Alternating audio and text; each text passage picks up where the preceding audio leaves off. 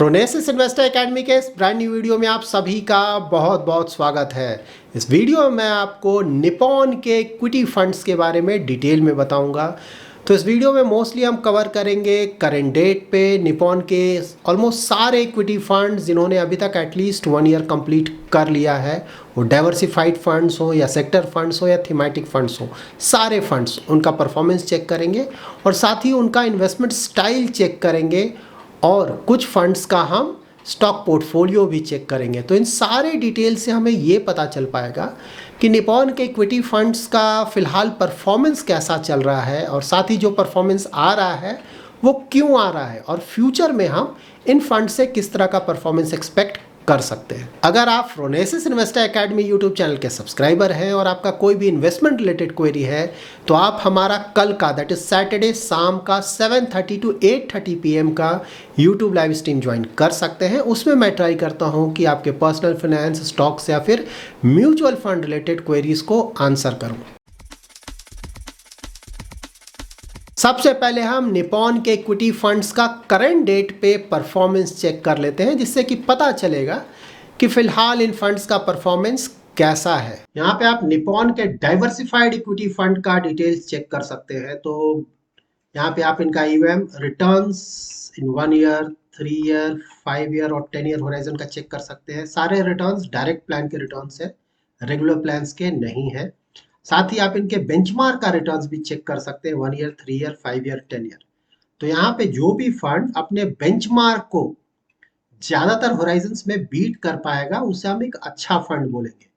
अच्छा फंड और बहुत अच्छा fund, that is best fund, दोनों में एक डिफरेंस होता है। अच्छा फंड सिंपली ये वो फंड हुआ जो कि ज्यादातर होराइजन्स में अपने बेंचमार्क को बीट करे, उसे हम अच्छा फंड बोल सकते हैं। बहुत अच्छा फंड वो हुआ जो कि अपने रेस्पेक्टिव कैटेगरी में बेंचमार्क को तो ऑफ कोर्स ज्यादातर होराइजन्स में बीट करे, साथ ही जो दूसरे फंड्स हैं उस कैटेगरी में उन फंड से भी रिलेटिवली ज्यादा रिटर्न जनरेट करे। तो जनरली किसी भी कैटेगरी में आपको 2-3 फंड्स मिल जाएंगे जो कि सबसे ज्यादा रिटर्न जनरेट कर रहे हैं और बेंचमार्क को भी अच्छे मार्जिन से बीट कर पा रहे हैं ज्यादातर होराइजन्स पे, तो उसे आप बहुत ज्यादा अच्छा फंड बोलेंगे। लेकिन यहाँ पे आप याद रखें कि किसी भी अच्छे फंड में भी आप अपना इन्वेस्टमेंट कर सकते हैं। कोई भी अच्छा फंड बहुत अच्छा फंड तब बन जाता है जबकि उसके फंड मैनेजर्स या जो इक्विटी रिसर्च टीम है वो जो भी कॉल लेता है इक्विटी पे वो कॉल सही जाता है, तो कभी कभी उनके रिटर्न्स बहुत ज्यादा आ जाते हैं। लेकिन हाँ, हमेशा ऐसा नहीं होगा। तो आपको एवरेज रिटर्न्स पे ही ध्यान रखना है, that is annualise return long term में कितना आ रहा है। तो जो भी फंड अपने बेंचमार्क को ज्यादातर होराइजन में बीट कर पाए वो जनरली इन्वेस्टमेंट्स के लिए काफी अच्छा फंड होता है। तो यहाँ पे हम देख लेते हैं किन फंड का परफॉर्मेंस कैसा है। तो यहाँ पे निपॉन इंडिया लार्ज कैप अगर आप देखें तो इस फंड ने सारे होराइजन्स में अपने बेंचमार्क को बीट किया है। लाइक 1 ईयर में देखें बेंचमार्क ने 15% का रिटर्न दिया है, इस फंड ने 24% प्लस का रिटर्न दिया। दूसरे होराइजन्स में भी देखेंगे तो ये फंड अपने बेंचमार्क को बीट कर पा रहा है। तो करंट परफॉर्मेंस वाइज ये फंड एक अच्छा फंड है, ये हम बोल सकते हैं। इनफैक्ट रिलायंस के ज्यादातर फंड्स का अगर आप परफॉर्मेंस यहाँ पे देखेंगे तो रेड आपको काफी कम देखने को मिलेगा। रेड का मतलब वो हुआ कि उस पर्टिकुलर होराइजन में वो फंड अपने बेंचमार्क को बीट नहीं कर पा रहा है। तो मोस्टली रिलायंस का जो रिसेंट टाइम्स का कॉल गया है फंड मैनेजमेंट टीम का वो सही गया है, इन्वेस्टमेंट सही तरीके से हुआ है, सही स्टॉक्स में हुआ है। इसीलिए इनके ज्यादातर फंड्स ने काफी अच्छे रिटर्न जनरेट किए हैं रिसेंट टाइम्स में, इसीलिए ओवरऑल परफॉर्मेंस अगर आप देखें तो अच्छा है। निपॉन इंडिया विजन फंड इनका large and mid cap category का फंड है। इसका परफॉर्मेंस थोड़ा डाउन है ऑफ कोर्स। 1 ईयर में तो बेंचमार्क को बीट कर पा रहा है, लेकिन 3 ईयर और 5 ईयर होराइजन में अपने बेंचमार्क को, इनफैक्ट 10 ईयर होराइजन में भी अपने बेंचमार्क को बीट नहीं कर पा रहा है। तो यस, इस फंड का अंडर परफॉर्मेंस रहा है निपॉन इंडिया विजन फंड का। लेकिन जो दूसरे फंड्स हैं ना, सारे फंड्स अपने बेंचमार्क को ज्यादातर होराइजन पे बीट कर पा रहे हैं, तो परफॉर्मेंस काफी अच्छा है। लाइक हम अक्सर डिस्कस करते हैं Nippon India small cap fund को, ईवीएम बहुत ज्यादा बड़ा है, ऑलमोस्ट 28,000 करोड़ का होने वाला है, लेकिन इनका रिटर्न्स देखिए आप। बेंचमार्क का रिटर्न है लास्ट 1 ईयर में 15.7, जबकि इसका 29% प्लस का रिटर्न है सारे होराइजन्स में। इसका परफॉर्मेंस बहुत अच्छा है। निपॉन के मल्टी कैप फंड का ही परफॉर्मेंस काफी अच्छा रहा है। लाइक आउट परफॉर्मेंस आप देखिए, लास्ट 1 ईयर का देखिए या फिर लास्ट 3 ईयर्स का देखिए, तो इनका परफॉर्मेंस भी रिसेंट टाइम्स में रिटर्न्स काफी जनरेट किया है इन्होंने, दैट्स व्हाई इनका एवरेज रिटर्न्स भी काफी अच्छा हो गया है। यहाँ पे निपॉन इंडिया विजन फंड और Nippon India multi cap fund का आप रिटर्न्स चेक करेंगे ना, तो बहुत बड़ा डिफरेंस है दोनों में। लाइक 1 ईयर 3 ईयर बहुत बड़ा डिफरेंस है। इवन 5 ईयर और 10 ईयर में भी बहुत बड़ा डिफरेंस है। लेकिन जब हम इनका portfolio price to earning, annual turnover check करेंगे, इक्विटी एलोकेशन चेक करेंगे आने वाले स्लाइड्स में, तो वहां पे आपको लगेगा कि वहां पे इन्वेस्टमेंट स्टाइल वाइज इन दोनों में कोई डिफरेंस नहीं है। लेकिन हाँ, यहाँ पे रिटर्न वाइज बहुत बड़ा डिफरेंस है। यहाँ पे आप निपॉन के सेक्टर और थीमेटिक फंड और इंटरनेशनल फंड के डिटेल्स चेक कर सकते हैं। तो बैंकिंग और फाइनेंशियल सर्विसेज आपको पता है फिलहाल काफ़ी अच्छा परफॉर्मेंस चल रहा है इस सेक्टर का, तो परफॉर्मेंस भी अच्छा है। रिसेंट टाइम्स में अगर आप देखें तो बेंचमार्क को बीट कर पा रहा है।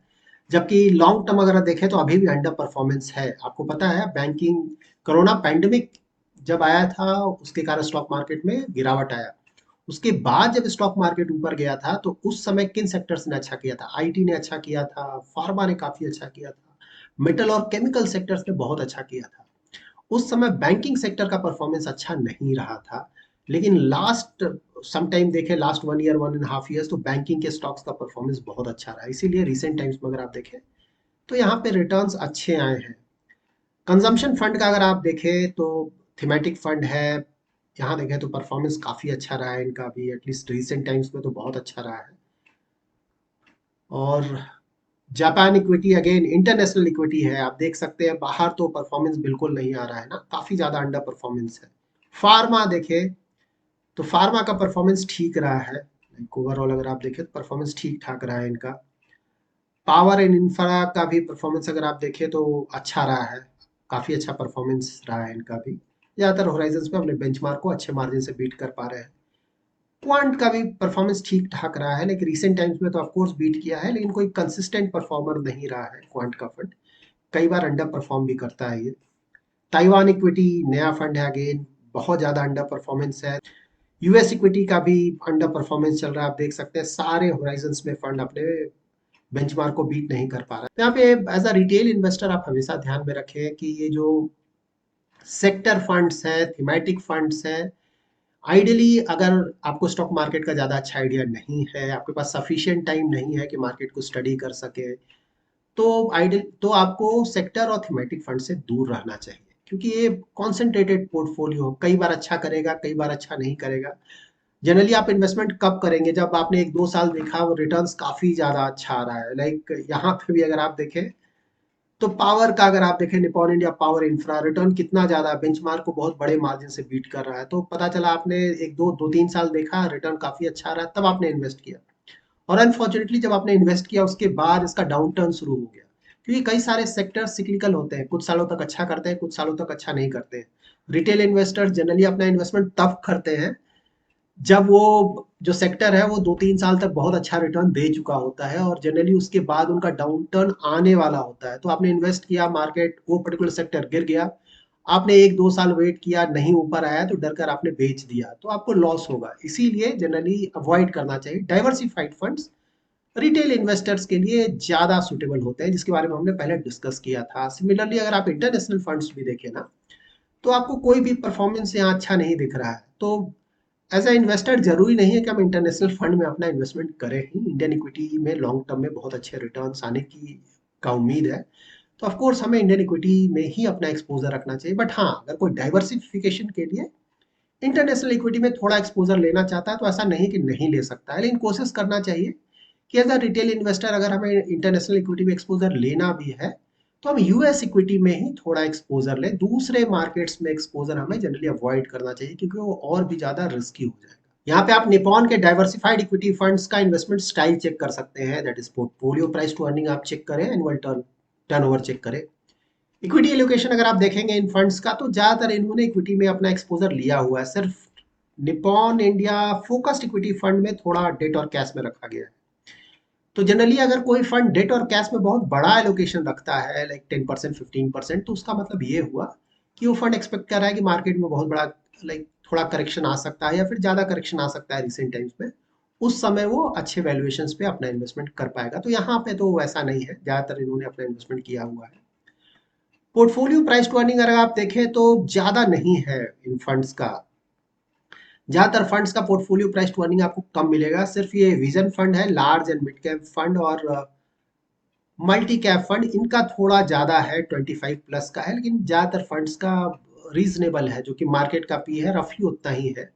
तो इसका मतलब ये हुआ कि ये funds of course growth stocks में ज़्यादातर एक्सपोजर लेते हैं, साथ ही वैल्यू स्टॉक्स में भी थोड़ा एक्सपोजर लेते हैं। यहाँ पे निपॉन इंडिया वैल्यू फंड का अगर आप देखें पोर्टफोलियो पी, तो बहुत ज़्यादा कम नहीं है, ऑलमोस्ट 18.5 के आसपास है। आइडली वैल्यू फंड में जब आप इन्वेस्टमेंट करते हैं तो एक्सपेक्ट करते हैं कि पी रेशियो थोड़ा कम रहे, लाइक फिलहाल मार्केट कंडीशंस में अबाउट 15 टू 16 का अगर पी रेशियो होता तो ज़्यादा अच्छा माना जाता, क्योंकि ऑलमोस्ट 18.5 का पी है, तो ऐसा नहीं है कि कोई बहुत ज़्यादा वैल्यू स्टॉक्स में यहाँ पे इन्वेस्टमेंट किया गया है। एनुअल टर्नओवर अगर आप देखेंगे यहाँ पे, तो एनुअल टर्नओवर यहाँ पे कुछ फंड्स का काफ़ी ज़्यादा है। इसका मतलब ये हुआ कि इन्होंने अपने स्टॉक पोर्टफोलियो में काफ़ी चेंजेस किए हैं रिसेंट टाइम्स में।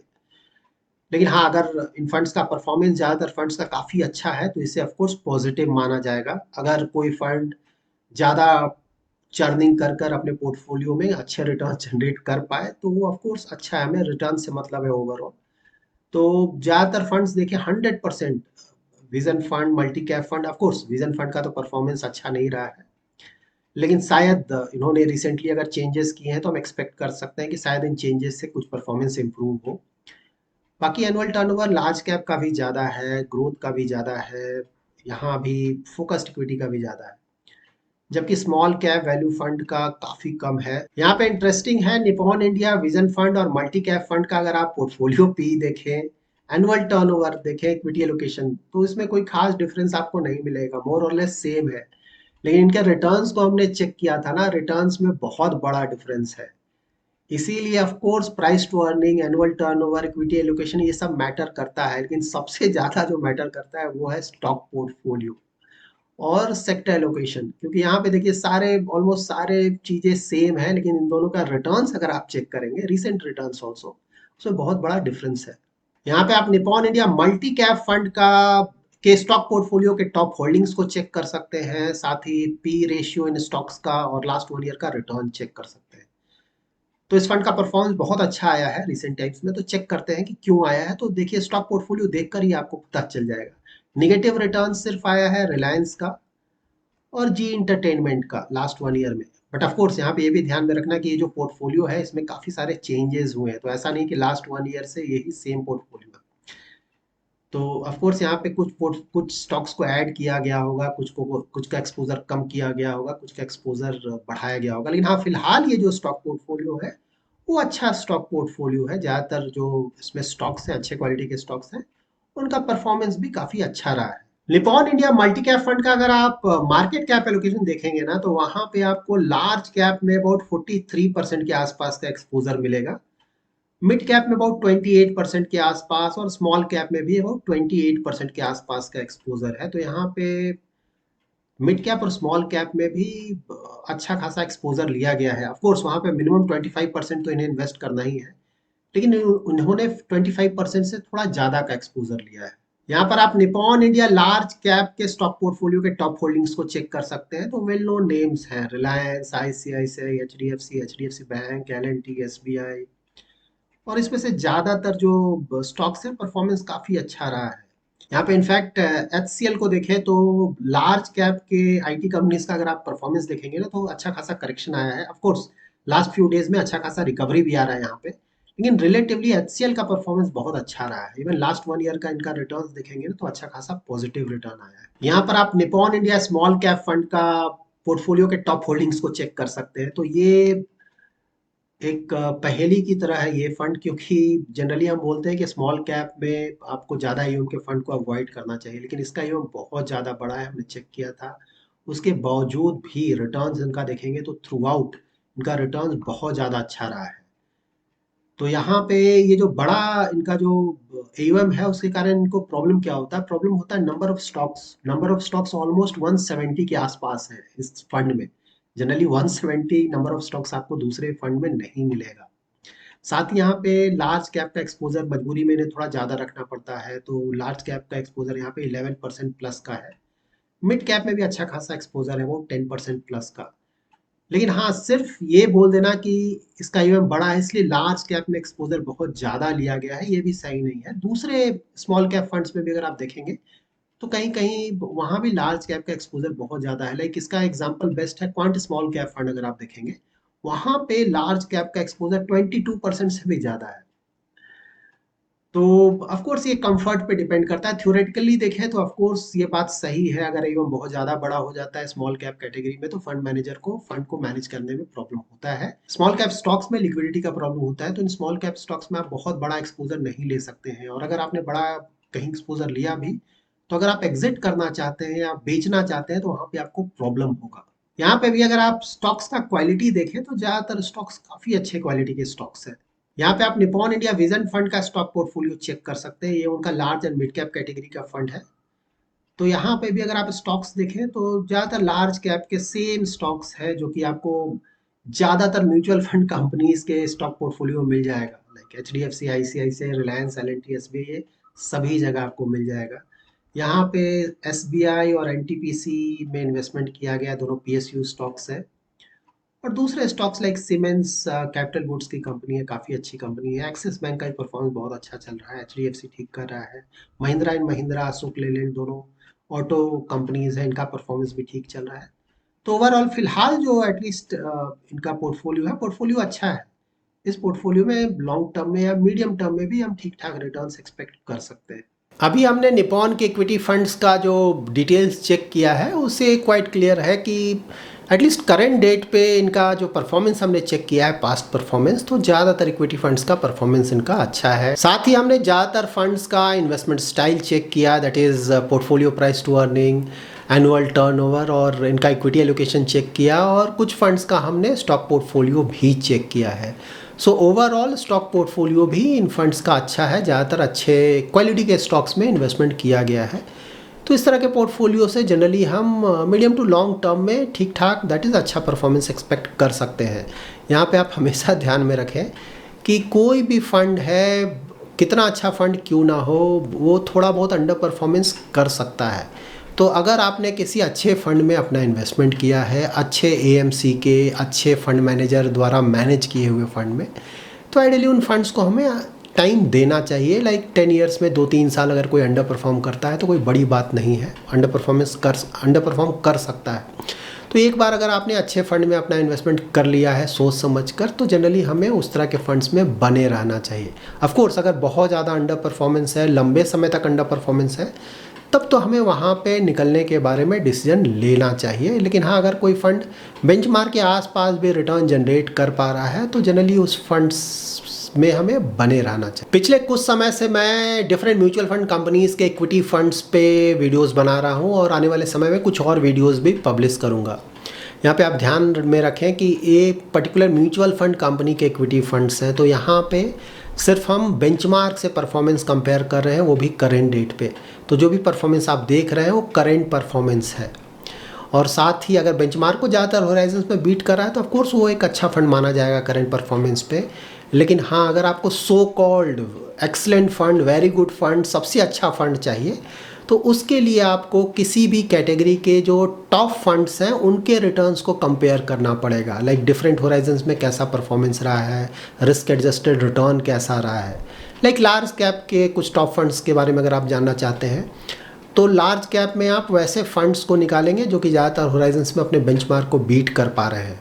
उनमें से जो भी कुछ फंड्स आएंगे जो कि ज़्यादा रिटर्न जनरेट कर पा रहे हैं, ज़्यादा अच्छा रिस्क एडजस्टेड रिटर्न जनरेट कर पा रहे हैं, स्टॉक पोर्टफोलियो भी देखकर लगता है कि नहीं शायद आगे भी ठीक ठाक परफॉर्मेंस कंटिन्यू रहेगा, तो उनको आप excellent fund, so called very good fund, बहुत अच्छे फंड बोल सकते हैं। लेकिन आप हमेशा याद रखें कि वो वेरी गुड फंड जो होते हैं ना, वो 1-2 साल तक शायद या फिर कुछ महीने तक वेरी गुड फंड रहेंगे, फिर वो गुड फंड बन जाएंगे। क्योंकि कोई भी fund excellent fund, very good fund, that is सबसे ज़्यादा return year on year generate नहीं कर सकता है।